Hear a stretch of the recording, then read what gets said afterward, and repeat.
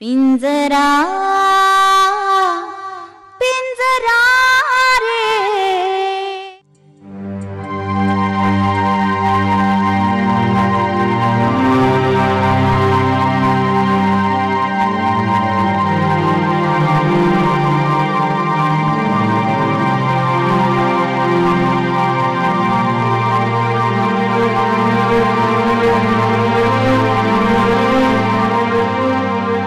आलीस?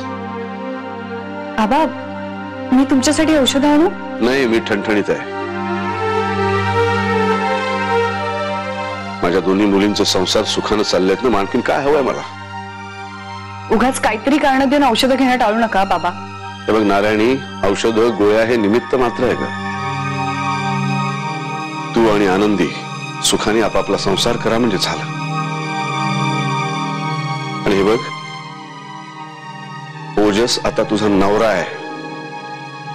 मागच्या सगळ्या चुका माफ करून आता नव्यानं संसाराला सुरुवात करा. हे बघ, कित्येकदा माणसाच्या आयुष्यात एखादी संधी येते आणि त्याच्या आयुष्याचं सोनं होऊन जातं. तुझ्याशी लग्न ही ओजसच्या आयुष्यातली अशीच एखादी संधी असू शकते. तेव्हा त्याच्याशी नीट वाग.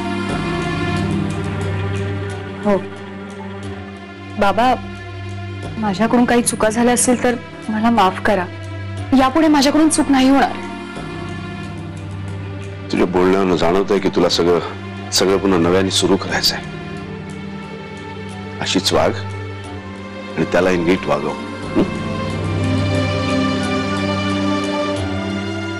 काय झालं? काही नाही नारायणी, मी बाप आहे तुझा. तुझ्या डोळ्यातलं पाणी असंच आलेलं नाही कळू शकतं मला. काय झालंय?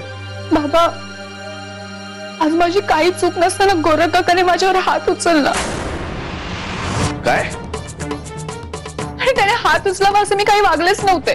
अगं पण मग असं झालं काय तरी तुला मारण्या इतकं? तसं काही कारण नाहीये बाबा. पण आता ओजसला कळलंय ना की गोरख काका कधीही काही करू शकतो, म्हणून ओजस त्याचा फायदा घेतोय. सतत गोरख काकाकडे जाऊन रडत असतो आणि माझ्याबद्दल वाईट बोलतो. आणि तुम्हाला तर माहितच आहे, गोरख काकाला नुसतं निमित्त लागतं माझ्याशी वाईट वागण्यासाठी. गोरखने मागचा पुढचा विचार न करता सरळ तुझ्यावर हात उचलला? हे तर काहीच नाही. त्याने मला घराबाहेर काढण्याची धमकी सुद्धा दिली. आपण जर मला घराबाहेर काढलं तर मी कुठे राहू? ओजसचं ऐकून त्याने मला मारायला नको होतं. गोरख असं वागला? मला अजून विश्वास बसत नाहीये.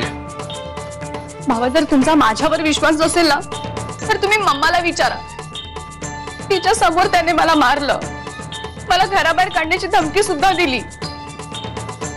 परत जर असं काय झालं असेल तर मी बोलतो त्याच्याशी. जातो.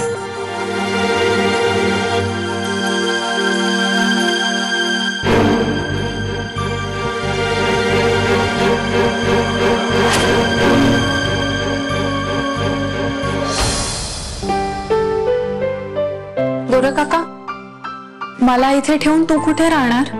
मी कुठे राहणार? अख्खा वाडा आहे की.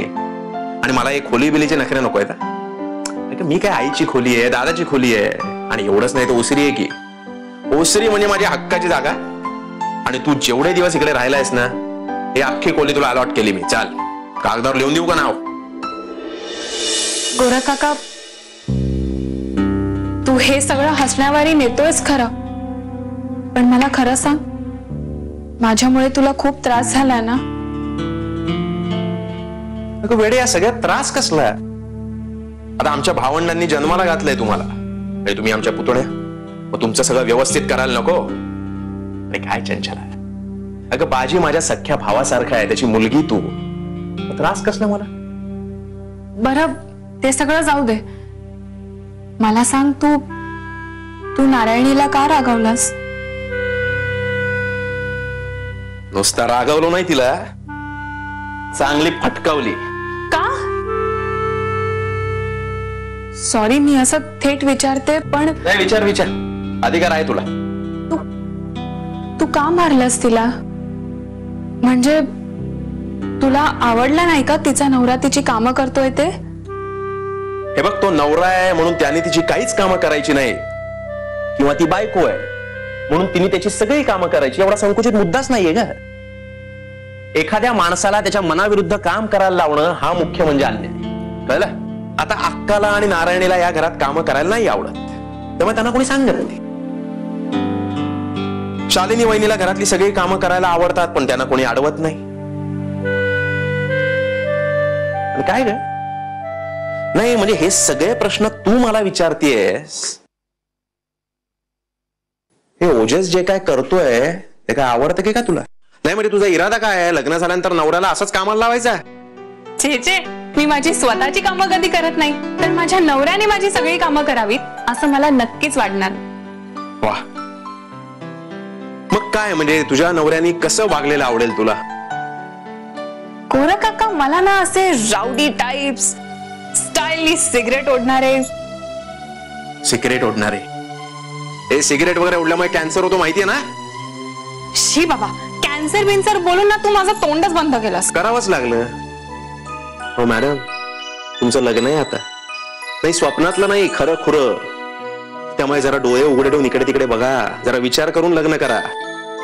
काय सिगरेट ओढणारे रावडी, हे सगळं करायला अक्कल नाही लागत. गोरा काका किती लेक्चर देतोस तू. द्यावंच लागतं. तुम्ही आजकालची पोरपोरी काय ते तुमच्या डोक्यात येतं फॅड. मग मी हे असं केल्याने मी असं वाटीन आणि माझी इमेज अशी होईल. अरे काय काय अर्थ आहे काय. गोरा काका, मुद्दा हा आहे की मला माझी कामं करणारा नवरा नकोय.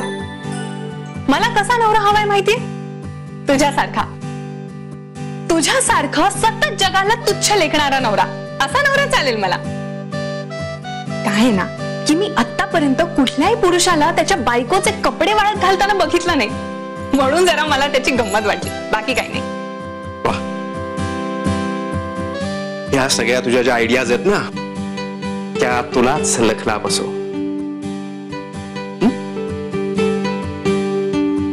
चल मी निघतो. गोरा काका, एक विचारू. हे बघ, तुला जे काही विचारायचंय ना ते एकदाच विचार ना, असं उगाच टप्प्याटप्प्याने कशाला विचारतेस.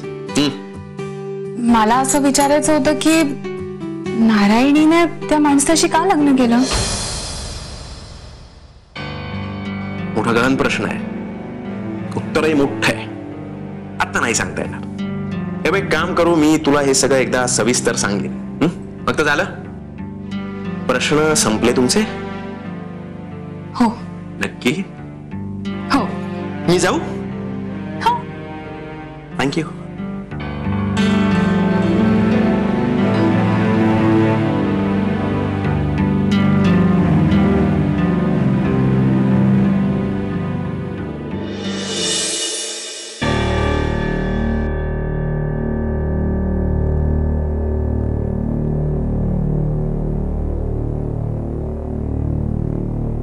काका, काय झोपायच्या आधी स्वप्न बघतोय की काय मी. का नाही म्हणजे हे आज आमचं पाखरू त्याच्या जुन्या फांदीवर ठरवून आलंय का चुकून. काका, पाखरू जरी दुसऱ्या झाडावर असलं तरी ते ओळखीचीच फांदी शोधत असतं.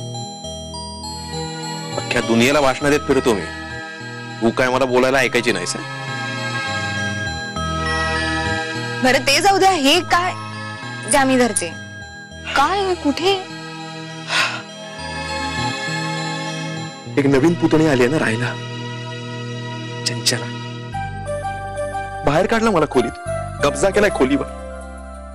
आता काय शोधतोय राहायला एखादी जागा, छोटीशी खोली बघू मिळतोय का कुठे आडोस. तुम्ही जागा वगैरे शोधताय काका. नाही नाही, मी तुम्हाला एक सांगते हा, एक शेलारवाड्यात असं त्याचं सामान घेऊन फिरतोय असं जर गावात कळालं तर फार चर्चा होईल ना काका. आनंदे, या वाड्याची मालकीण आहेस. बघ ना, एक छोटीशी खोली मला राहायला, मग हे सगळं खूप होईल. हसतेस काय का. आणि या वेळेला इकडे कशी काय आलीस. काही नाही, मला तुमची, शालिनी काकूंची आणि बाबांची खूप आठवण आली म्हणून आले. कसं शक्य का. सकाळपासून मला उचक्या कुठे लाग.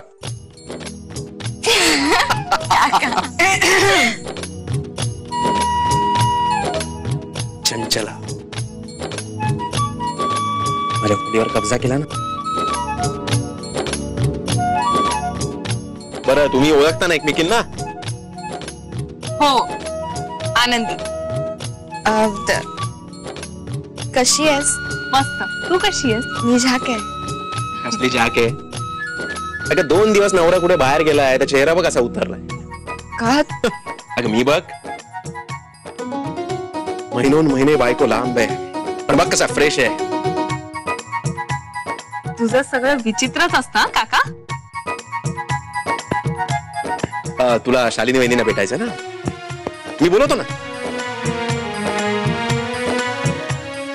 हे शालिनी वहिनी, ओ शालिनी वहिनी, ओ वहिनी.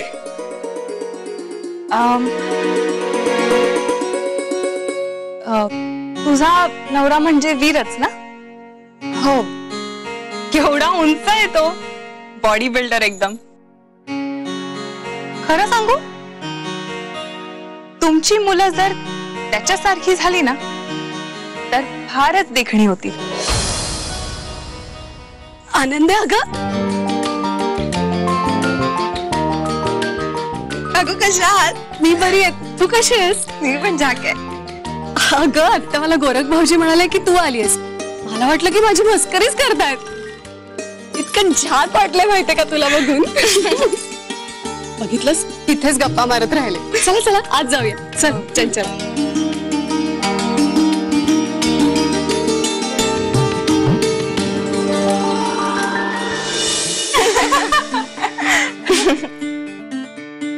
चला चला चला, शालिनी काकूंच्या हातातला चहा पटपट घ्या आणि घटघट प्या, कारण असा चहा 5 स्टार हॉटेलमध्ये सुद्धा मिळणार नाही कुणाला. कारण आजचा चहा ओजसने केला. अय्या, तुम्ही केलं चहा? ऑफकोर्स मीच केलाय. किती छान. तुम्ही प्रत्येक काम अगदी मन लावून करताना, हे खूप आवडलं मला. अच्छा, या घर काम करणारे पुरुष आवडतात असं दिसतंय. भाऊजींना सांगितलं पाहिजे. हो, पण जर गोरख काकांनी तुम्हाला हे करताना बघितलं तर ते ओरडतील ना. नाही नाही, मी काय कोणी सांगितलंय म्हणून करत नाहीये, असंच आपलं वाटलं म्हणून केलं. काय होतं ना, दिवसभर बसून बसून नुसतंच बोर होतं, कोणी बोलायलाही नसतं. मग आपलं शालिनी काकूंकडनं काय काय कुकिंग मधल्या टिप्स घेतो मी. नारायणीशी फारसा बोलतच नाही मी हल्ली, त्यामुळे जरा बरं वाटतंय, शांत आहे. भांडण टाळायचं तर समोरच न गेलेलं बरं. घ्या ढोकळा घ्या, छान केलाय मी, चांगला.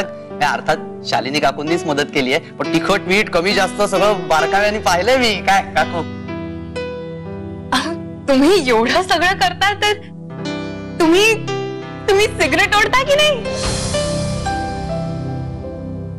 हा, असं कधीतरी ओढतो बाहेर जाऊन.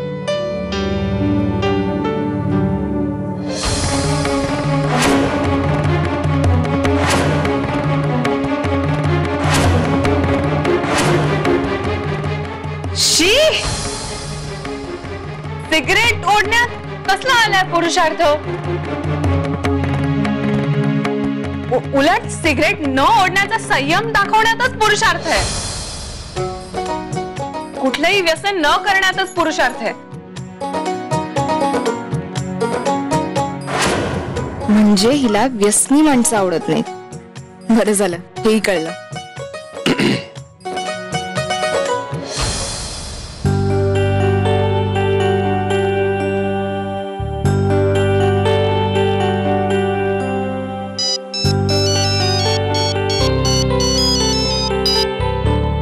हॅलो, हा बाबा, पोचलात का तुम्ही? हो. चला गोरख दादा, चहा घेणार की नाही माझ्या हातचा? तू चिडू नका, कोणाच्या दबावाखाली नाही, असंच आपलं सगळे आहेत म्हणून मनापासून केलाय. घ्या. मनापासून केलायस? चालेल, चला लगेच. चला, मस्त आलं घातलंय, आलं त्याच्यात. वा. हो, आणि फ्रीज मध्ये शालिनी काकूंना गवती चहा पण सापडला, तोही घातलाय. या. आनंदे, मला काय वाटतं माहितीये का, या चंचलाला घरकाम करणारा नवरा आवडतो. तू सांग गजाला आता सगळं काही शिकून घे आणि व्यसन वगैरे असतील ना तीही सोडून दे. काकू, मला सांगा, तिला हे सगळं खरंच आवडतं का? हो, म्हणजे आता बोलण्यावरून तरी तसंच वाटलं ना. आणि आता जर तिच्या बरोबर गजाला लग्न करायचं असेल तर हे सगळं काही शिकूनच घ्यावं लागेल ना.